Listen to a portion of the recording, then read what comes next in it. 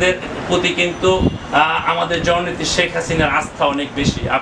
কোঠা সংস্কার আন্দোলনকে কেন্দ্র করে ধ্বংসাত্মক পরিস্থিতির কথা উল্লেখ করে ঢাকা মহানগর দক্ষিণ আওয়ামী লীগের ত্রাণ ও সমাজ কল্যাণ সম্পাদক শেখ মোহাম্মদ আজহার এর নেতৃত্বে আজ শনিবার ২৭ জুলাই শ্যামপুর থানাধীন পোস্তগোলা তার রাজনৈতিক কার্যালয়ে আওয়ামী লীগের দলীয় নেতাকর্মীদের নিয়ে এক আলোচনা সভার আয়োজন করা হয়ে থাকে। এ সময় শ্যামপুর কদমতলী থানাধীন আওয়ামী লীগের নেতাকর্মীরা উক্ত আলোচনা সভায় উপস্থিত ছিলেন। আলোচনা সভায় নেতাকর্মীরা একে একে তাদের মূল্যবান বক্তব্য রাখেন। আমরা যারা শ্রমিক লীগ করি, আমরা যারা কৃষক লীগ করি, আমাদের আওয়ামী লীগের যে নেতা কর্মীরা যারা রাজপথে থাকে তাদেরকে কোনো মূল্যায়ন করে না। যেমন অনুকরণ করব, এটাই আমাদের কথা।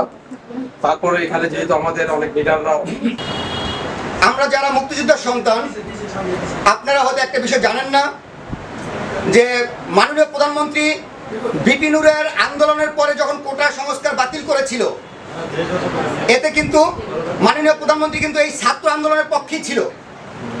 এবং উনি যখন এই রায়টা যখন আসে আজ থেকে 51 দিন আগে, হাইকোর্টের রায় 30% কোটা রেখে, এবং সেটার বিরুদ্ধে যখন মাননীয় প্রধানমন্ত্রী আপিল করে, সেই আপিলের ডেট 3 সপ্তাহের জন্য যে পিছিয়ে দেওয়া সময় বেঁধে দেওয়া হয়েছিল, সেজন্য ছাত্রদের সমন্বয় কমিটির মিটিংয়ে বলা হয়েছিল তোমরা 3টি সপ্তাহ অপেক্ষা করো।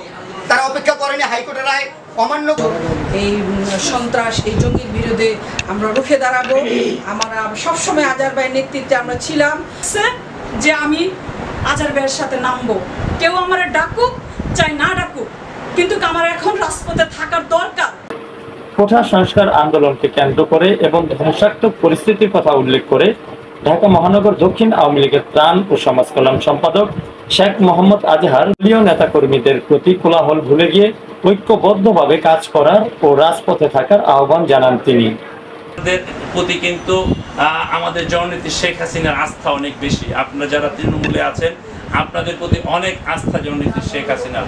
আপনারা পাড়ায় মহল্লায় ঘুরে ঘুরে অপরিচিত লোকজনগুলোকে আইডেন্টিফাই করেন, এবং যার যার সিসি ক্যামেরা আছে, সেই সময় যারা কদমতলী থানায় হামলা করেছিল, যাত্রাবাড়িতে যারা হামলা করেছিল, আপনি সিসি ক্যামেরা দেখেন, ভিডিও ফুটেজগুলো দেখেন, দেখতে পারেন হয়তো আপনার আশপাশেই ঘুরে আপনি চিনেন না, সে কোনো না কোনোভাবে জামাতের এই চক্রান্তের ষড়যন্ত্রের সাথে জড়িত আছে। কোনো স্বজনপ্রীতি করেন না, কারণ কোনি খুনি, কোনি চক্রান্তকারী, ষড়যন্ত্রকারী আপনার কোনো সন্তান হতে পারে না। যারা দেশের শত্রু, কারণ দেশ হতো মায়ের মতো, যে মায়ের সাথে গাদ্দারি করে সে আবার আপনার সাথে কেন গাদ্দারি করবে?